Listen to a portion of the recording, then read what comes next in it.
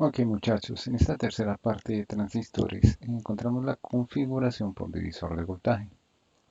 Tiene una connotación particular y es que dependiendo cómo se comporten las resistencias 1 y 2, podemos obtener un voltaje que va a permitir que circule la corriente a través de la base y esto active el transistor dependiendo la relación que hay entre las dos resistencias.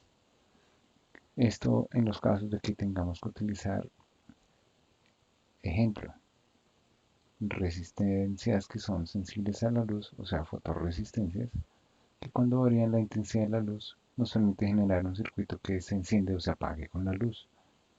Este dispositivo puede estar en R1 o en R2 y ocurriría lo contrario, es decir, si lo tenemos en R2 podría encenderse cuando hay luz, pero si está en R1 solo se encendería cuando no hay luz. Entonces ese es el comportamiento de estas dos resistencias como ejemplo. Tenemos entonces que analizar su modelo matemático y su modelo electrónico. Para hacerlo más sencillo, debemos comprender algo que se conoce como el teorema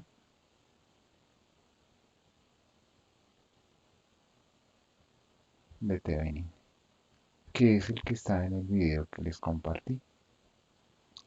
Como lo vieron anteriormente, el teorema de Thevenin va a permitir que todo este circuito que tenemos acá se convierta sencillamente en una fuente de voltaje que no es VCC, será nuestro voltaje Thevenin, con una resistencia de base que será la resistencia Thevenin equivalente y la llamaremos también nuestra resistencia de base. ¿A dónde irá esto? Esto irá nuevamente al transistor, el cual cuenta con su resistencia de colector y con su resistencia de emisor.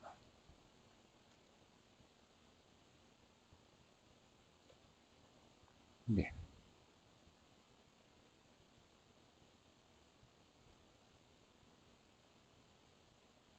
nuestra resistencia de emisor.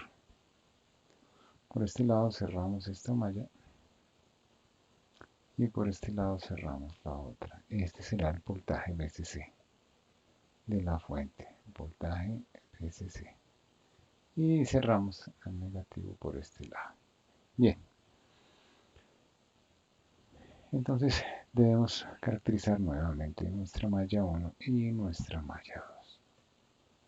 En este caso, lo que debemos tener en cuenta es nuevamente la resistencia E. Esa resistencia perdón, nos va a permitir caracterizar el funcionamiento de este transistor como divisor de voltaje. Pero primero hay unas ecuaciones que nos van a indicar qué pasa en esta conversión de Thevenin. Vamos a recurrir primero a esa conversión para poder entender este proceso. Lo primero que debemos entender es que cuando las fuentes de voltaje se hacen un corte y las fuentes de corriente se abren, vamos a redibujar el circuito para poder entender cómo se hizo esta conversión. Vamos a ponerlo acá. Resulta entonces que si separamos esta fuente VCC, la tendremos dibujada aquí a la izquierda. Esa fuente llega a una resistencia 1, la cual se subdivide aquí en la resistencia 2 y retorna a negativo. Pero es en este punto donde encontramos que entra al transistor. Por lo tanto, este será nuestro punto A y nuestro punto B. Claro, de aquí para allá encontramos todo el esquema del transistor, que es lo que nos interesa. Nuestro punto A y nuestro punto B. Por lo tanto, la resistencia equivalente Thevenin debe generarse para este circuito, para este divisor de voltaje. ¿Cómo se logra? Como se explica en el teorema, las fuentes de voltaje se hacen un cortocircuito. Es decir, que esta fuente no existiría y se hace un corto. como se hace un corto, debemos analizar el circuito desde A hacia B. Es decir, que lo observamos de aquí para allá. Y si nos damos cuenta, esta patica se une con esta otra resistencia, haciendo que estas dos resistencias estén en paralelo. Por lo tanto, la resistencia total de este circuito es la resistencia de Thevenin, RTvenin. ¿Y cómo sería? Acuérdense que dos resistencias en paralelo tienen una ecuación particular. R1 por R2 sobre R1 más R2. Esta es la ecuación para resistencias en paralelo, como lo vimos hace algunos años. Ahora, ya teniendo este dato, podemos decir que esta es nuestra ecuación para nuestra resistencia Thevenin, para este caso. Y por lo tanto, ese valor irá aquí, en nuestra resistencia Thevenin, que la voy a poner de color naranja. ¿Listo? Ahora, el voltaje Thevenin tiene otra connotación, ya que no es el voltaje VCC, debido a que el voltaje VCC se halla entre este punto y tierra. Por lo tanto, ese voltaje incluiría la resistencia 1. Pero nuestra terminal AB solo cobija la resistencia 2. Por lo tanto, el voltaje Thevenin únicamente va de aquí hasta acá, de A y B. Por lo tanto, será el voltaje Thevenin. Quiere decir que el voltaje Thevenin es el K sobre la resistencia 2. Por lo tanto, el voltaje en R2 es nuestro voltaje Thevenin que estamos buscando. Y como estamos hablando de un divisor de voltaje, pues debemos recordar que si quiero hallar el voltaje en la resistencia 2, hay una ecuación que dice que hay que multiplicar el voltaje de VCC por la resistencia 2.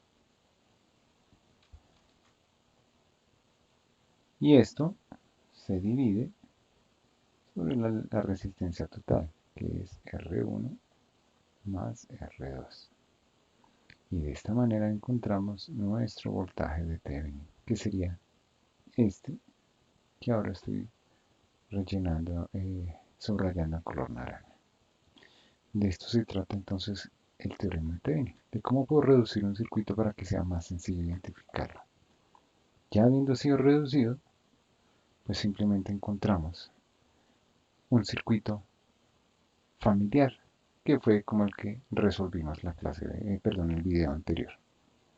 Entonces, ¿qué hay que hacer en este caso? Yo les voy a dar unos valores, ustedes lo resuelven para determinar en qué punto de trabajo se encuentra ese transistor. Voy a colocar los datos acá, que son los siguientes. Recordemos que entonces los valores son los siguientes. La corriente de base, vamos a darla en 186 microamperios. ¿Listo?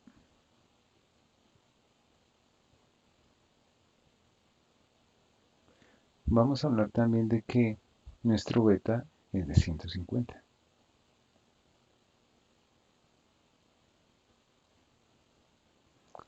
Vamos a hablar entonces de que el VCC,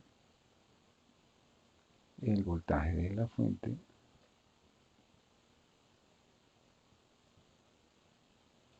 es de 40 voltios.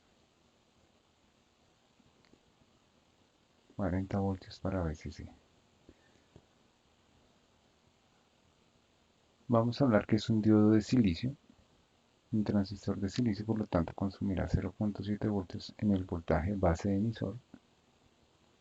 Vamos a hablar que en la resistencia 1, vamos a darles valores,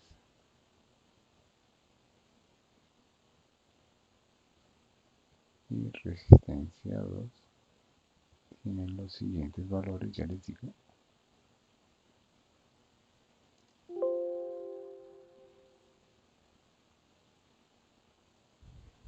R1 vale 2K, 2 kilo ohmios. R2 vale 4 kilo ohmios. ¿Listo? 4 kilo ohmios. y 2 kiloohmios respectivamente.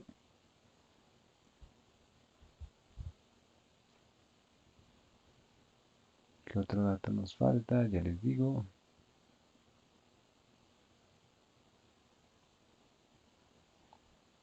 Tenemos el beta, tenemos la corriente de base, tenemos las dos resistencias.